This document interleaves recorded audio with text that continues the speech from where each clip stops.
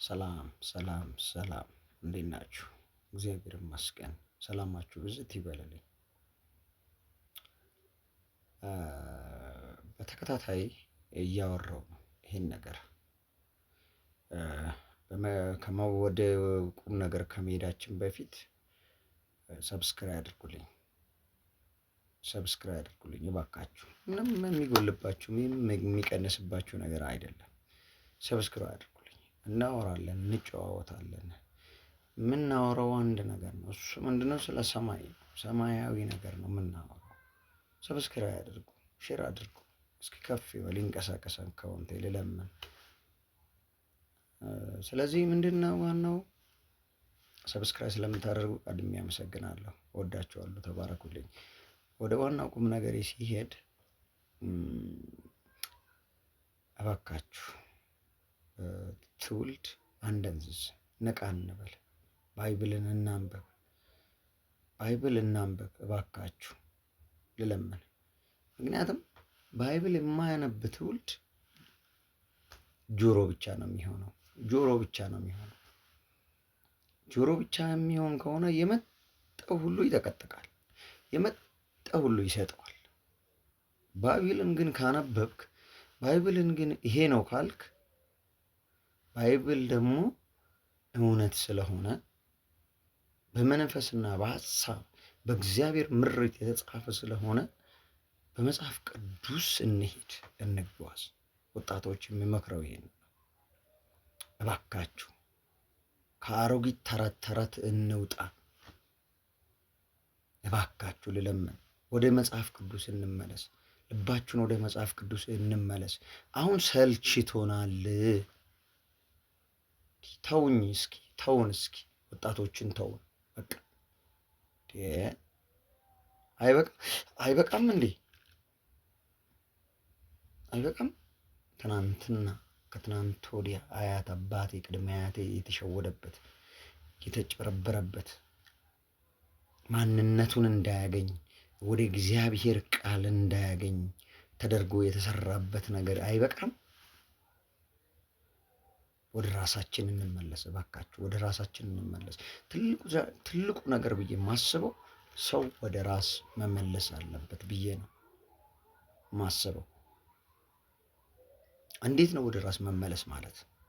እንዴት ነው ራስን ማግኘት ማለት? እንዴት ነው ራስን መምራት ማለት የሚለው መጽሐፍ ቅዱስ ውስጥ አለ። መጽሐፍ ቅዱስ ሲናገር የሚናገራቸው እውነት ነው። የዚህ መጽሐፍ ቅዱስ ውስጥ ያለው እዚህ ውስጥ ያለው ሙሉ እውነት ነው። ተረዳኸኝ ወንድሜ? ተረዳሽኝ እህቴ? ተረዳሽኝ? ከዚህ ውጭ የሚወራ ወሬ ሁሉ የጥፋት ነው። ህይወትን የሚያጠፋ ነው። ወደ እውነት የማይመራ ነው።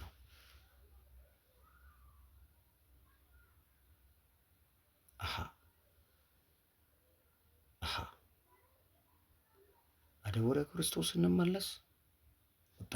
ወጣቶችን ነው መጀመሪያ ማውራት የምፈልገው። ወጣቱን ትውልድ ነው ይህንን ነገር ማስተላለፍ የሚችለው። በተቻለኝ መጠን እያለፍኩ እንኳን ጆሮ ላይ ቢደርስ፣ እያለፍኩ እንኳን ጆሮ ላይ ጣል ቢል፣ ምክንያቱም የመዳን ቀን ዛሬ ነው ያለ መጽሐፍ ቅዱስ ሲናገር። ምንድን ነው ልታወራ የፈለግከን?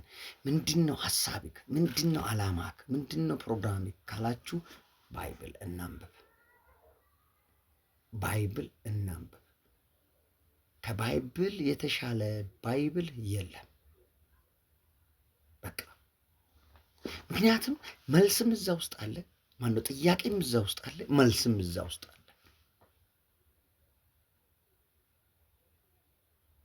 ስለዚህ ያንን ማድረግ እየቻል ያንን ቀጥ ያለ መንገድ መሄድ ስንችል ለምን እንጭበርበር? ለምን የመጣ ሁላ የማይሆነውን ነገር ሚሚሯችን ላይ ለምን ይጭናል? እስኪ ንገሩኝ። ለምንድን ነው የሚጭረው? ለምን እንዲህ ለምን ተረት ተረት አእምሯችን ውስጥ ለምን ይሞላል? እንዲህ በቃ 4 ተናግሮ ጨርሷል። የበጎች በር እኔ ነኝ። ከእኔ ውጪ በመስኮት በተለያየ መንገድ በተለያየ አቅጣጫ የሚመጣው ሌባ ነው ብሎ በቃ የበጎች በር እኔ ነኝ። እኔ እናንተን በግ ለሱ ብዙ ቦታ ላይ ስለ በግ አውርቷል። በግን ምሳሌ አድርገው ብዙ ቦታ ላይ አውርቷል። 99 በግ ትቼ አንዱን በግ ልፈልግ ሄዳለሁ ነው ያለው። እኔ የበጎች እረኛ ነኝ ብሏል። ከላስ ምንም የምታመጣው ወደዚህ ወደዛ ብትፈራገጥ ትላላጣታለህ እንጂ ምንም አታመጣ። ወደ ላይ ወደ ታች ብትፈራገጥ ትላላጣታለህ እንጂ ምንም አታመጣ። እውነቱ ይሄ ነው። በቃ እውነቱ ይሄ ነው። ከዚህ ወደ ሌላ መሄድ አንችልም። በቃ እንንቃ፣ አእምሯችን እናሰራ። በአእምሯችን ላይ ያለውን የተጫነብንን ሚሞሪ እስኪ እንደልትና ቫይረስ ገብቶበታል። እሱ ሚሞሪው ቫይረስ ገብቶበታል። ይህም ቫይረስን የተጫነብንን የማይመስል ነገሮችን እንደልትና እስኪ እዚህ ውስጥ ያለ እውነታውን እንጫንበት። እዚህ ውስጥ ያለውን እውነታ እንጫንበት። ገባ? ይታያላ?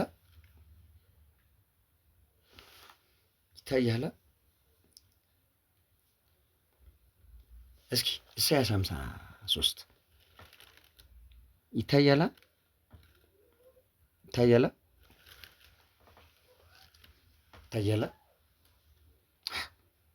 የሰማነውን ነገር ማና በኢየሱስ ስም አነበዋለሁ። የሰማነውን ማን አመነ? የእግዚአብሔር ክንድ ለማን ተገለጠ?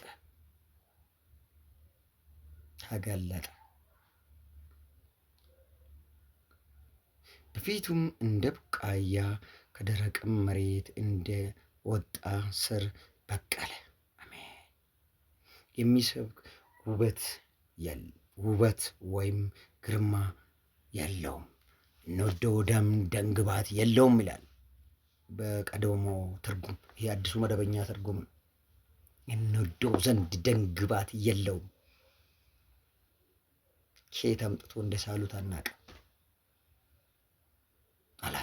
የስልክ ያለ እንዲህ ያለ ሰውየው ከየት እንደመጣ አላውቅም። በቃ መልስ እዚህ ውስጥ አለ። ኢሳይያስ 53 አንብብ። እንወደው ዘንድ ደንግባት የለው። በቃ 4 ነጥብ ገባ።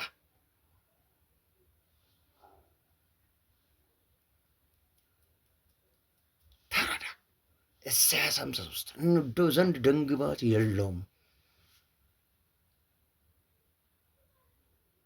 ተረዳኝ ወንድሜ። በቃ ይሄ ነው እንትንን ሊለን የሚችለው ሊያንገበግበን የሚችለው ይሄ። እሱ ባይመጣ እኔና አንተ አማራና ኦሮሞ ቅብጥስ አንልም። ሁሉም የኃጢአት ስርየት ያለበት አለቀ። እስራኤላዊ ብቻ ነበረ መንግሥተ ሰማያትን ሊገባ የሚችለው እስራኤላዊ ብቻ ነበረ። ለእስራኤላዊ ብቻ ነበረ መምጣት የነበረበት። ወንድሜ ለእኔና ለአንተ ነው። የዓለም ነራን ነኝ ያለው እኔ ለእኔና ለአንተ በጨለማ ሳላችሁ ብርሃንን ሰጠኋችሁ ያለው ብርሃን ክርስቶስ ነው። ግልጥ ያለ ነገር እነግርሃለሁ። ኧረ እባክህ ቀልድ፣ አንተ በራስህ ላይ አትቀልድ። ጊዜ ሳለ ዛሬ እጅህን ስጥ። እጅን ለክርስቶስ ስጥ። እጅን ለዚህ መጽሐፍ ቅዱስ ስጥ። ማንበብ ሊኖርብህ ይገባል። መጽሐፍ ቅዱስን ልታነብ ይገባል። ልታነብ ይገባሃል።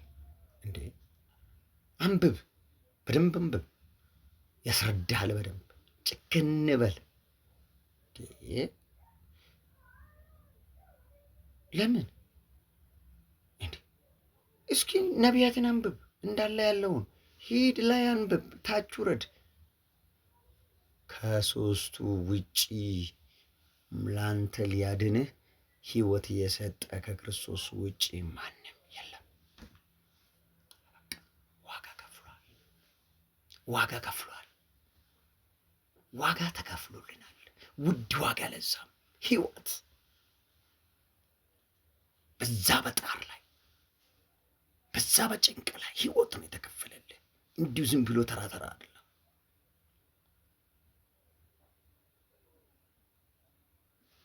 ሕይወት ነው የተከፈለልህ። ሼር አድርጉ፣ ሰብስክራይብ አድርጉ፣ ሼር አድርጉ። ወዳችኋለሁ። ዘመናችሁ ይባረክ። ተባረኩልኝ።